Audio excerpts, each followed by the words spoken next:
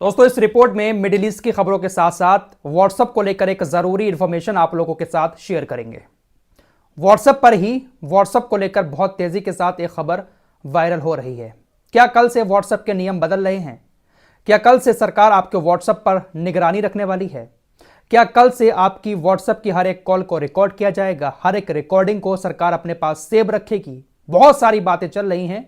इन सारी बातों की सच्चाई आपको इसी वीडियो में हम बताने की कोशिश करेंगे, लेकिन पहले कुछ हेडलाइंस, कुछ नए अपडेट मिडिल ईस्ट के आपको बता देते हैं। सबसे पहले बात वन एंड ओनली हूतीज की करेंगे। हर वीडियो में मैं इनकी बात इसलिए करता हूं क्योंकि जब भी रिपोर्ट तैयार करने बैठता हूं, हूतीज की तरफ से एक ऐसी खबर आती है जिसको देखकर मैं अपने आप को रोक ही नहीं पाता हूं और इनका जिक्र करना पड़ जाता है। बहुत सारी चीजें मैं आपको कल से अब तक बता चुका हूं, इनके बारे में पहले भी बता चुका हूं। अभी कुछ देर पहले एक वीडियो हूतीज की तरफ से जारी किया गया है। हूतीज ने अमेरिका के एक बड़े खतरनाक हथियार को, जो हथियार समुद्र में रहता है, उसको पकड़ लिया है। यमन के हूतीज ने कुछ फुटेज जारी करते हुए बताया कि हमने अमेरिका के रेमस 600 मानव रहित वाहन को दबोच लिया है, जो समुद्र के अंदर पानी में तैनात रहता है, जिसको कोई सही से देख भी नहीं पाता। उस वाहन को, रेमस 600 को हूतीज ने अपने कब्जे में कर लिया और बाकायदा हूतीज उसको पकड़कर अपने साथ हाथों से लेकर आ रहे हैं। दोस्तों, अमेरिका का यह रेमस 600 मानव रहित वाहन जो है ना, इसकी तलाश में ईरान बहुत टाइम से है। ईरान के जो एक्सपर्ट हैं वो इस पर निगरानी रखते हैं, लेकिन हूतीज ने अमेरिका के इस रेमस 600 वाहन को पानी के अंदर ढूंढ निकाला और अपने हाथों से खींच खींच कर ये लोग यमन के तट पर लेकर आ गए। तो इससे ज्यादा बहादुरी वाला काम और क्या हो सकता है। हूतीज अमेरिका को लाल सागर के अंदर काफी तगड़ी टक्कर दे रहे हैं। बड़ी खबर सीरिया से आ रही है। मैं आपको लगातार इस बात की भी जानकारी दे रहा हूं कि रूस सीरिया के अंदर, मिडिल ईस्ट के अंदर अपनी पकड़ मजबूत कर रहा है।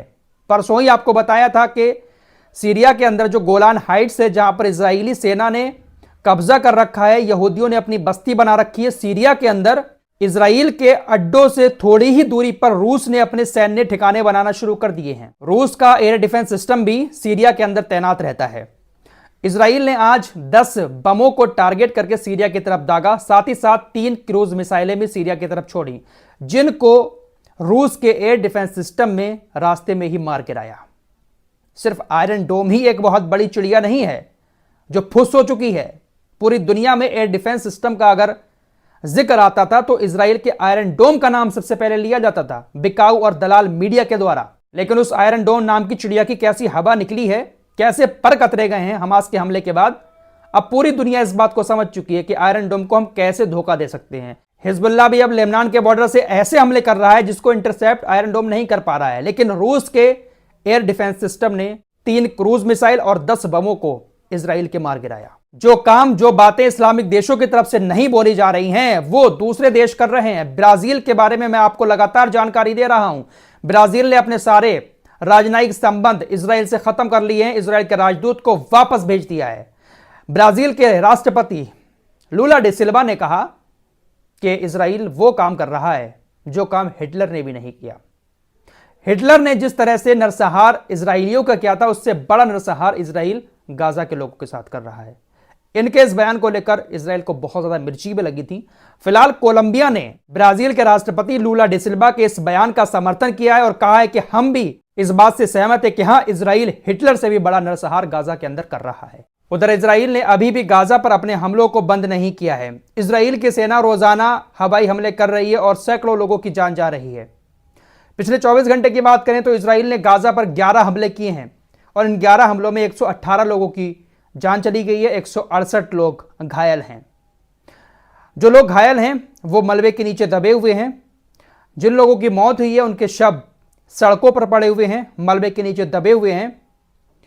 परिवार वाले, रेस्क्यू टीम उनको उठाने के लिए उनके पास जा रही है, तो इजरायली सेना उन शवों तक उनको नहीं पहुंचने दे रही है। इजराइल की आतंकी सेना ने हमले करके एक तो आम लोगों की जान ले ली, उसके बाद उनके अपनों को उन तक पहुंचने भी नहीं दे रही है। तो इससे बड़ा युद्ध अपराध और क्या हो सकता है। सब कुछ खुली आंखों से दुनिया के सामने दिख रहा है, लेकिन कोई भी एक्शन लेने वाला नहीं है। दुनिया अंधी हो चुकी है और यह अंधापन सिर्फ और सिर्फ मुसलमानों से नफरत के चलते हुए हुआ है। यूनाइटेड नेशंस की एजेंसी UNRWA, इसके बारे में थोड़ी सी बात इजराइल की तरफ से कही गई, जिसका अभी तक कोई सबूत भी नहीं दिखाया गया है और अंधी दुनिया ने UNRWA की फंडिंग रोक दी, क्योंकि यह संस्था मुसलमानों का पेट भर रही थी, फिलिस्तीनियों को खाना पानी खिला रही थी। इजरायलियों को, यहूदियों को यह बर्दाश्त नहीं हुआ और अंधी दुनिया ने, मुसलमानों से नफरत करने वाली दुनिया ने अपनी फंडिंग को रोक दिया। UNRWA के प्रमुख ने कहा है कि हम इंतजार कर रहे हैं इजराइल के उन आरोपों को सही साबित करने का। इजराइल ने जो हमारी संस्था पर आरोप लगाए कि हमारे लोग हमास के साथ 7 अक्टूबर के हमले में शामिल थे, हम इंतजार कर रहे हैं कि इजराइल हमारे सामने सबूत पेश करे, लेकिन इजराइल ने अभी तक एक भी सबूत हमारे सामने पेश नहीं किया है।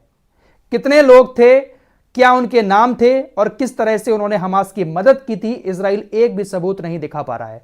लेकिन सिर्फ इजराइल ने दावा किया कि ऐसा ऐसा है, दुनिया ने फंडिंग रोक दी। जबकि इजराइल गाजा के ऊपर क्या कर रहा है पूरी दुनिया को साफ नजर आ रहा है, लेकिन उसके खिलाफ कोई एक्शन नहीं ले रहा है, क्योंकि हर जगह इस्लाम से नफरत करने वाले लोग बैठे हैं। तो ये मिडिल ईस्ट के कुछ नए अपडेट थे जो आपको बताए।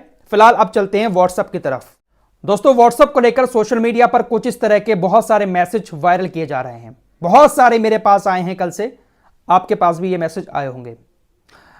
दावा किया जा रहा है कि सूचना एवं प्रसारण मंत्रालय कल से व्हाट्सएप को लेकर कुछ नए नियम लागू करने जा रहा है, जिसके मुताबिक आप जो व्हाट्सएप पर कॉल करते हैं, आपकी उस कॉल को रिकॉर्ड किया जाएगा। आप जो किसी को वॉइस रिकॉर्डिंग भेजते हैं, उस रिकॉर्डिंग को भी सेव किया जाएगा। आप कुछ भी एक्टिविटी व्हाट्सएप पर, सोशल मीडिया पर कर रहे हैं, तो उन सारी चीजों पर सरकार की नजर रहेगी। सभी लोग सावधान रहें, किसी तरह का कोई गलत मैसेज व्हाट्सएप पर शेयर ना करें। अपने बच्चों को भी बताएं, रिश्तेदारों को भी बताएं, और भी बहुत सारी बातें इसमें लिखी हुई हैं। आपकी स्क्रीन पर लगा रहा हूं, स्क्रीनशॉट लेकर आप पढ़ सकते हैं, वरना आपके पास ये मैसेज आ ही गया होगा। वायरल ही इतना है। क्या वाकई में ऐसा होने वाला है? क्या वाकई में सूचना एवं प्रसारण मंत्रालय ने कुछ नए कानून व्हाट्सएप को लेकर बनाए हैं? इसका जवाब है नहीं। दरअसल सूचना एवं प्रसारण मंत्रालय ने व्हाट्सएप के साथ मिलकर किसी तरह का कोई भी नया नियम लागू करने का ऐलान नहीं किया है। ये जो आपकी स्क्रीन पर मैसेज दिखाई दे रहा है, ये मैसेज अब से वायरल नहीं हो रहा है, बल्कि पिछले 3 साल से इस मैसेज को बहुत तेजी के साथ वायरल किया जा रहा है। सूचना एवं प्रसारण मंत्रालय का जो PIB फैक्ट चेक है, उसने 2022 में ही इस मैसेज का फैक्ट चेक करके सारी जानकारी दे दी थी। 29 जून 2022 को सेम इसी मैसेज का fact check PIB fact check की तरफ से किया गया था, जिसमें इस दावे को पूरी तरह से फर्जी पाया गया।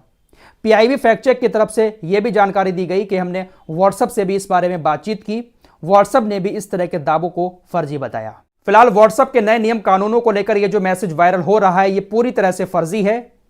ये जो दावा किया जा रहा है कि सूचना एवं प्रसारण मंत्रालय ने कुछ नए नियम कानून व्हाट्सएप को लेकर लागू किए हैं, यह मैसेज अब का नहीं है, बल्कि पिछले 3 साल से इस मैसेज को वायरल किया जा रहा है, और 3 साल पहले ही PIB फैक्ट चेक इसको फर्जी साबित कर चुका है। व्हाट्सएप ने भी जानकारी दी थी इस मैसेज के बारे में कि ऐसा कोई भी नियम कानून हम व्हाट्सएप को लेकर लागू नहीं कर रहे हैं। फिलहाल इस रिपोर्ट में इतना ही। मिलते हैं कुछ और नई खबरों के साथ, तब तक के लिए अपना ख्याल रखिए। अल्लाह हाफिज।